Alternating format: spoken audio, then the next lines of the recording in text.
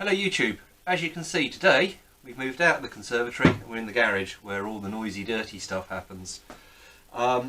So when I last left you I was going to do a bit of angle grinding and also cutting out the swing arm. I've had a bit of a mixed bag, some successes, some not so successes. So let's start with the successes. So the first thing I've done is, while you're away, I've taken the angle grinder out and I've attacked the bottom yoke. So the first thing I've done is I've gone round and I've smoothed off all the casting marks. The next thing I've done is, you may remember there was this massive great big lump of steel that was purely there to hold the horn bracket. So that's all been shaved down and shaved off. I've taken as much as I could off. Unfortunately we were getting to the point where I was just catching this back edge with the angle grinder and just catching here, so I've decided to call that a day and just leave it as it is. We've certainly removed a lot of metal and I don't think it's worth going any further. If I had a die grinder I might, but I don't. And then the other little thing we've done is I've fixed the two bobbins on that are going to replace the lock stops. So I cut the original bobbins off flush, filed it down so they're nice and square, turned up these aluminium bobbins and they're just held in place by a couple of countersunk M6 nuts, or bolts even. So that's the bottom yoke done. Quite pleased with that. All it really needs now is a coat of paint. So we'll just give that good old-fashioned black paint. The top yoke, that also saw a bit of action with the angle grinder. So again, I've gone round, just smoothed off the casting marks, just to tidy things up a bit. But more importantly, I've cut off the ignition key mounts, ignition barrel mounts even. So I've taken those off, smoothed it off. Makes it look a little bit more racerish, and again loses a bit of excess weight. I know some people do actually drill out these sections, but I'm not a great fan of that, so I'm going to leave that as it is. So that's the top and bottom yokes. Quite a bit of success. Now onto the swing arms.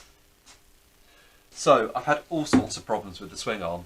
As you may recall, there was a bolt that was stuck just in here. I did try leaving it soak for a couple of days with some penetrating fluid in there, try and loosen things off with the thread. Attacked it again with the impact driver. That didn't work. Applied some heat, attacked it again with the impact driver, and basically all I managed to do was chew up the ends of these bloody useless Sealy Allen drivers. So good old Sealy let me down again. Not impressed.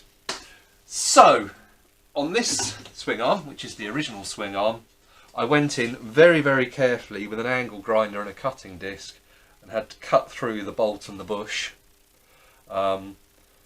Not something I'd recommend. You have to use a very thin cutting disc. It's very, very tight in there.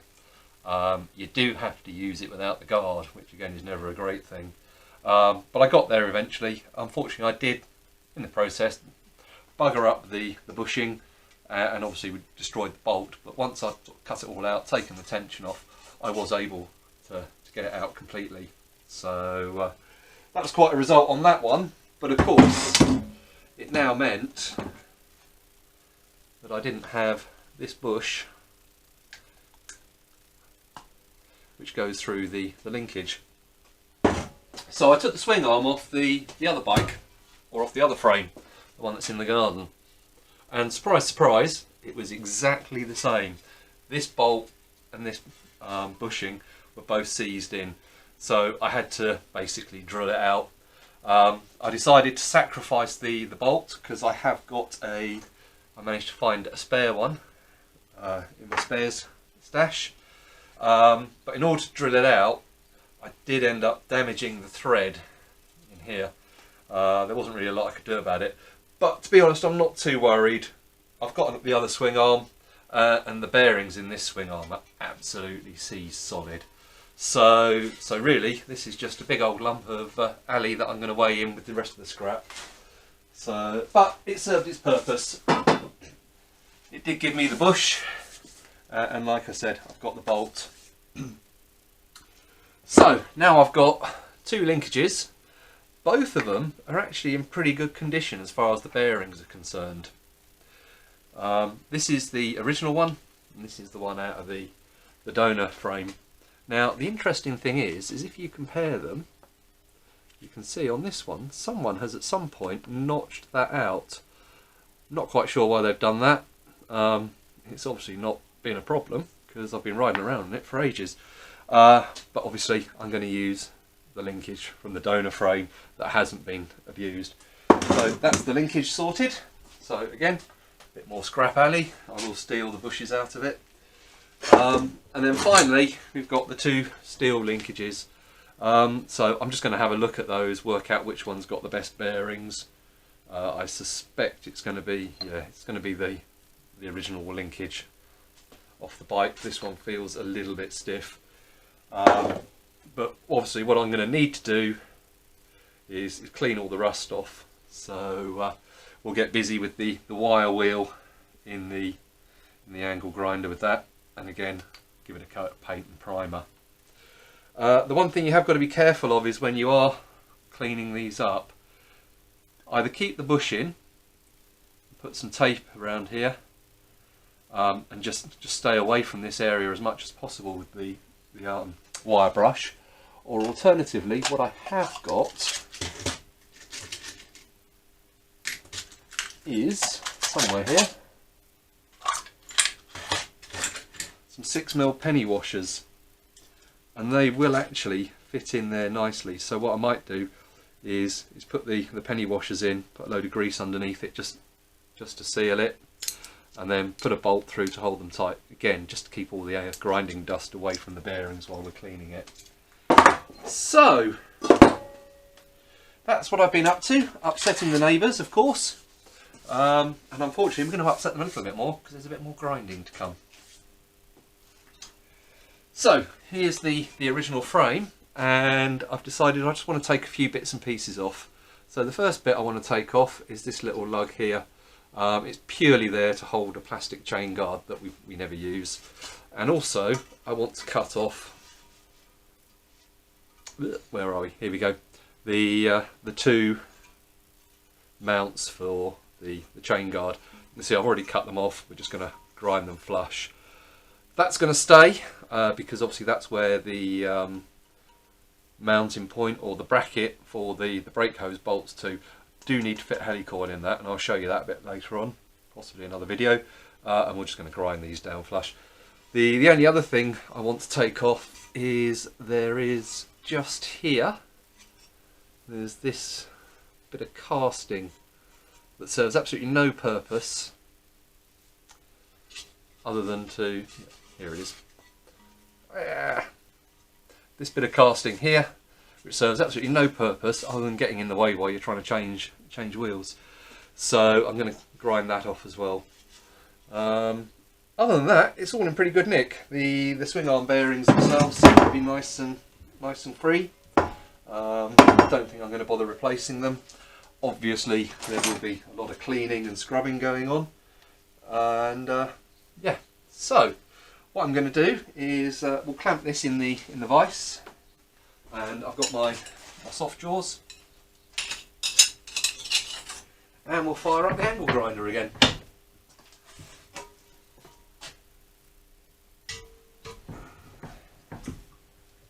So I'm just going to zoom you in a little bit so you can see better.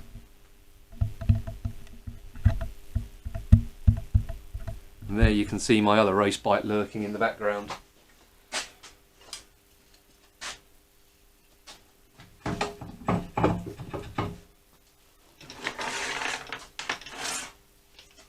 So here's the angle grinder.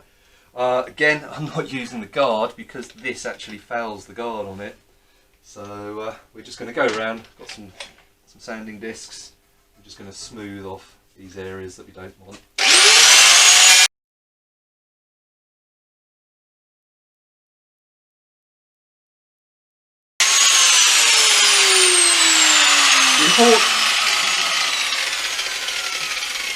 The important thing is when you're using these discs is just take it nice and gently, keep stopping, lifting the angle grinder off and just checking your progress.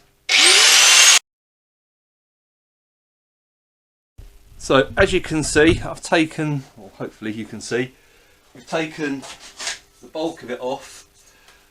These actual discs are quite abrasive. 80 grit is the finest I could get with these pads.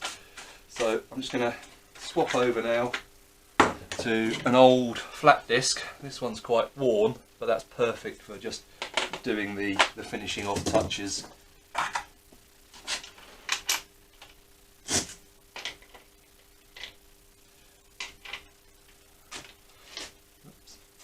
See a lot of guys who are using these expensive self-locking fittings. Don't really see why. All you need to do is just use your hands. Right, let's get back to cleaning up.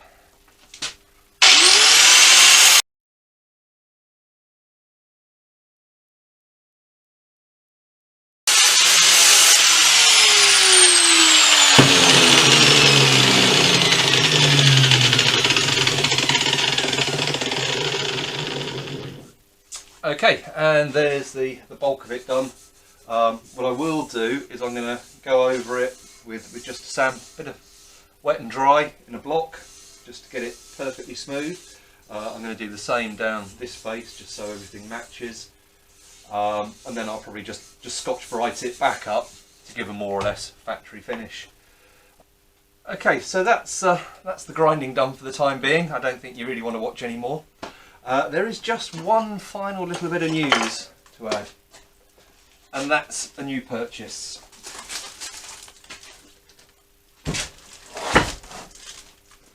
So just move you down a bit. Now, I know the original plan was to use the frame that I had in the garden. You may recall that the original bike was the later K model. The frame I had was the earlier J model, and in order to make it all work I would have had to have done something with the airbox, and I would have needed to source the two tubes, the air intake tubes for the earlier J model. So I was having a look round. An airbox is going to cost typically between 25 and 30 pounds. Also I've then got to buy the tubes and the actual fittings to suit the earlier frame. So whilst I was browsing eBay, I found this. It's a complete frame. It's for the later K model, came with the V5 from a Breakers, all for £30. So we're actually going to deviate away from the original plan and use this new frame rather than the one I had in the garden. Don't know what I'm going to do with that one now, but I'm sure something will crop up. So with the frame, there's not really a lot we need to modify on the frame. In fact, the Japanese TT3 racers did actually add extra bracing around the headstock. I don't think I'm ever going to push the bike hard enough to justify that. But there's a couple of bits just at the front here around the headstock that I want to remove. So I'm just going to zoom you in.